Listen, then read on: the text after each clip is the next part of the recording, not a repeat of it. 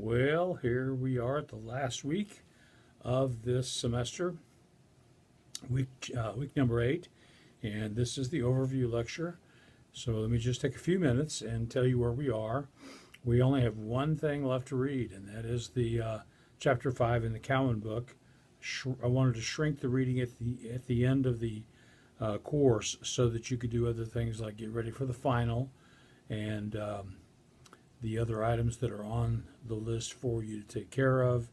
You'll have to finish your reading. You need to turn that in to me just in an email. Send me an email with a reading report on percentage, approximately percentage by the Monday following the end of the week. So you have not only down to the end of this week to finish your work, but also the weekend. And getting that 100% in on the assigned reading is an important thing.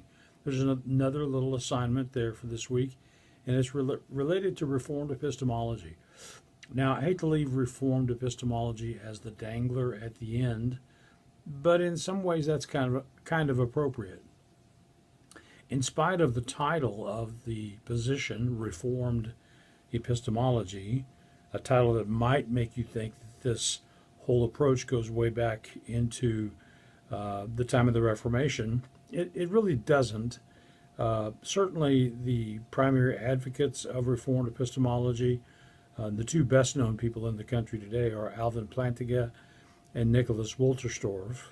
They would draw from the Reformation, especially Calvin and Zwingli and that tradition, the Reformed tradition, but their approach to apologetics has some things about it that are new.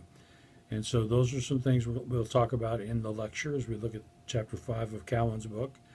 And then there's another assignment for you to do a few other things, just a little research on your side. It's one of those ungraded assignments, but still has to be done.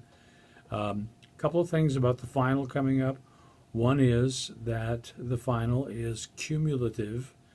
In other words, there's not a fourth quiz. We're not taking a fourth quiz this week plus a final, but the final covers issues we've already looked at. Now, let me simplify that for you. Every question on the final will be a question that you've already been asked on one of the 3 quizzes. But the final is only 20 questions, as each of the quizzes were, so obviously not every question will be resurrected. Remember that you can use your notes and you can use your books to answer the questions on the exam. That's all the way down through. So keep those things in mind as you think about the end of the week. So there will be this overview lecture, then one lecture on the Cowan book, and then I'll have a final sort of where we have been in the last 8 weeks lecture that will be posted for you to look at as well. So that's where we are. Always feel free to email me if you have a question about anything related to assignments. Sometimes there's a little confusion about, okay, where are we headed next? There is a book review. Don't forget about the book review. And that's something that actually should have been done a long time ago. But make sure that everything's in. If there's anything left dangling, look back over your syllabus.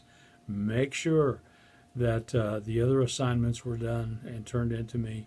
And if for some reason something slipped through your grasp, let me know, and I'll take a late assignment. It'll have some penalty to it, but we don't want you to, wind up with a grade less than what you hoped for because something slipped your mind, or because I was not doing due diligence to warn you that this has to be done by Friday.